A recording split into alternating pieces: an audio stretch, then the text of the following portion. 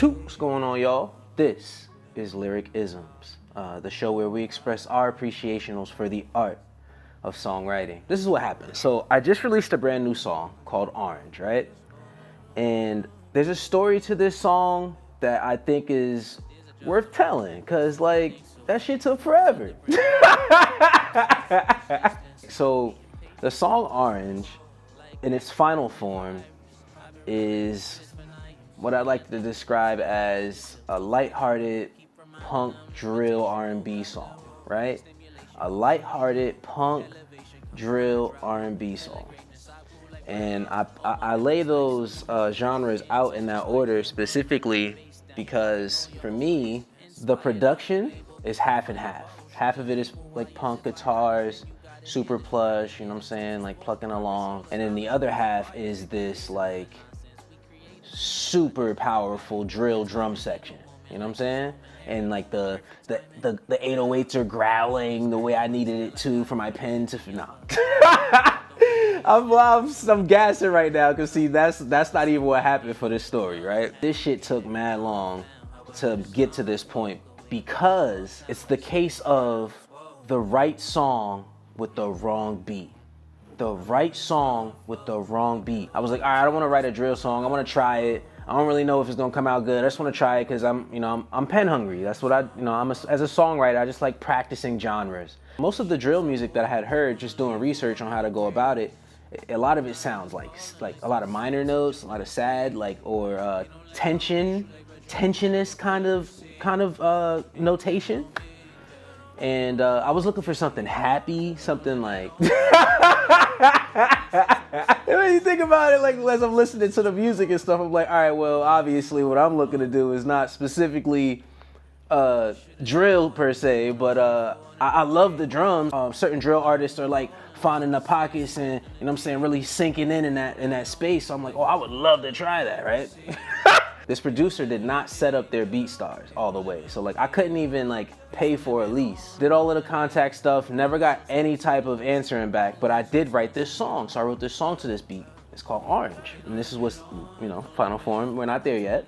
I wrote so much more than what I used in the final form. I felt like with this new production that I found, I felt like sort of simplifying the lyrics a little bit just helped the song to breathe a little bit more. I had some like rough mixes of it, maybe like 2 or 3 iterations I felt pretty good about, and I was like, all right, I'm rocking with this song. And I know because I reached out that I'm gonna get the answers I'm looking for. That never happened. Never got access to the permission to use that music. Then it's just these words that are just sitting in lingo, and I'm like, wait, lingo? That's not what it's called. In limbo. These words sitting in limbo, right? I really enjoyed certain parts of what I wrote, and I'm like, all right, so I'll keep an eye open, I'll keep an ear open for any opportunity to be able to, get this song final formed. Fast forward like 4 months later. Fast forward like 4 months later. My YouTube searches are getting mad intricate. I'm like R&B drill music from what I found on YouTube is like, with production wise, is very sample heavy, very vocal sample heavy. And for me, that feels as though there's not a lot of space for me to do what I want on there. So I don't know if you've ever searched for beats on YouTube before. You can't judge a book by its thumbnail. You never really know on YouTube, in my experience, unless you just gotta click and listen and see what happened. Found this producer, produced by IOF. He had a playlist of tracks that he had produced, maybe 4 to 6 songs. The one I found was like pop punk drill, and I'm like, what? That's so what I'm looking for, right? I'm always looking for opportunities to use the words I've already, jotted down. And I came across this beat. I'm like, oh, let me try it. And I tried it like once or twice. I'm like, maybe. Then I got to this one section, and he both hands for this, nibble her stomach, plop on a thong string, what a garden. He both hands for this, nibble her stomach, plop on a thong string. a little kiss in her spot. So initially how I wrote that, right? It was not a repeat. I had like whole other 4-bar section that did not repeat that first phrase, right? I'm learning in my creative process that I need to let go of being hyper wordy. You know what I'm saying? Being hyper wordy doesn't help with the translation of a message, especially for the sake of somebody wanting to replay a song. You know what I mean? My golden rule for writing music, period, right? My golden rule for writing music is just find good music and write to it. If the beat is great without me, then all I gotta do is just not fuck it up. Do everything in my power to be synergistic. And I really like Orange because I think it says a lot about where I am right now.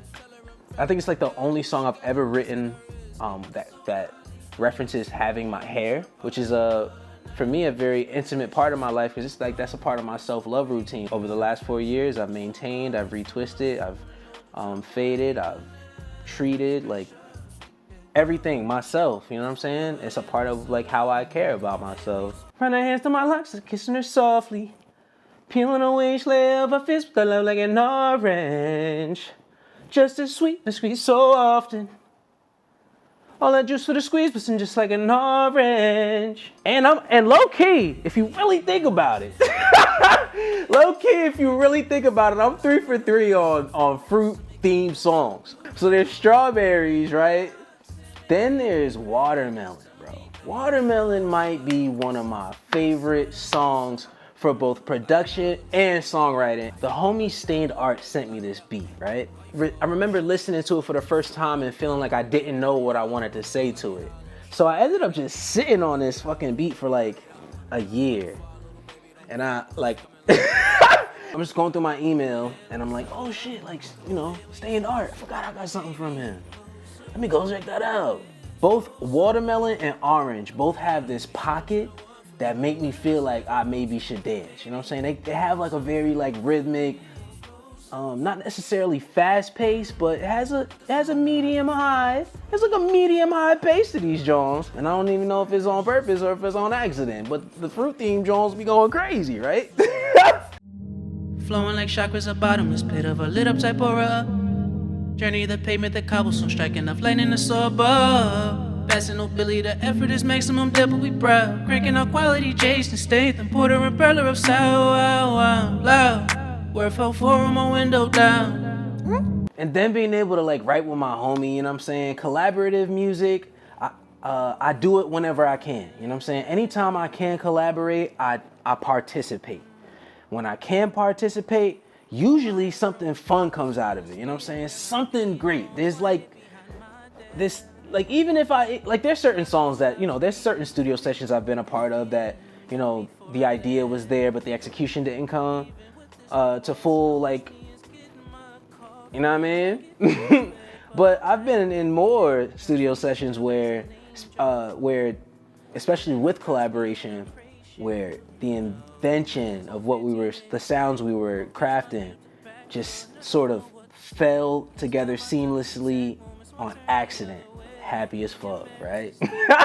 And I think that's what sort of happened with Watermelon. So the homie Bushy comes in with this really plush, really cool, really like, the textures that he offered, I feel like worked really well with what I was doing at the beginning. And then I was able to finish up with a meatier verse, with like a rap verse at the back end. But he coming with some smooth, plush R&B, like little texture drops of the watermelon. Sipping on my Zeta, feeling fine, juicy like a watermelon. I can't get you off my mind. Off my mind. Got a hard time staying present. Shawty said like she from heaven. Hypnotized, she's so angelic, juicy like a watermelon. I'm like, damn, that shit crazy. Then I come back. Watch out for the big girl. Only really thick, but when it come on, she can never sit still. She feel like her cakes, too much to be tame, sit like a big whale. I grab on her waist, might hit me a Dougie, I just wanna feel. I just wanna feel. Sweetheart, wanna roll with me. I think I could think of a few ideas. Nobody like you, if it is, I have not seen her. She feel like her waist, too much to be tame, and sit like a big whale. shit make me feel. Yo, that's so cold to me, low key, cause like it's slick talk. Like I said, my favorite thing to write or listen to is slick shit. You know what I'm saying? Stuff where it's like 2 songs at least. We groove like grandma and grandpa did. Just name a time and I happily free up. Build for pleasure, progress either. I'm flowing like chakras, a bottomless pit of a lit up type aura. Journey the pavement, the cobblestone, striking up lightning the soar above. mad slick, right? That shit funny as hell. So and then Orange is the culmination, I think, of my interest in the unknown. That's what I think it is. It's like an example of what I could get into if I'm able to just hear a genre once and attack it without no limitations or restrictions, because I don't know what I shouldn't be doing. All the juice for the sweets, bustin' just like an orange. Slippery, she got that snappy, nappy dug out. Got me like Gibby. Fish latest and made for slow-mo, so jiggly. Combination corporate, that's her on her dolo. But that's also with me. Every song I write, I don't start out with a name. I don't start out really with a concept. I really just write and write and write. And then I delete shit, and then I write some more. You know, I'm not really conceptualizing music in a way where I have this genius brain blast idea at the beginning. It's a process of figuring out what it is gonna be. It's a process of figuring out how this piece of music is gonna breathe with me. Cause it's a partnership, it's a deal. It's like a back and forth. Half of the time, like I said, I'm just looking for music that is good, production that is good on its own, so I can work with it. And I think that's like my favorite thing for real. But yeah, I'm gonna eat your ear up. Please check out these songs. Like I said, I got Strawberry. The artist's name is Cabri, but I got the hook on there. You can check out Watermelon featuring Casper. That's everywhere as well. And now Orange, Solo Dolo. However, L'Orange is a fruit. So I'm sticking to the theme. But yo, thank you so much for tuning in to this episode of Lyric-Isms, the show where we express our appreciationals for the art of songwriting. I'm your boy William Zillions, and yeah, by all means, stay true, still too fun. Oh.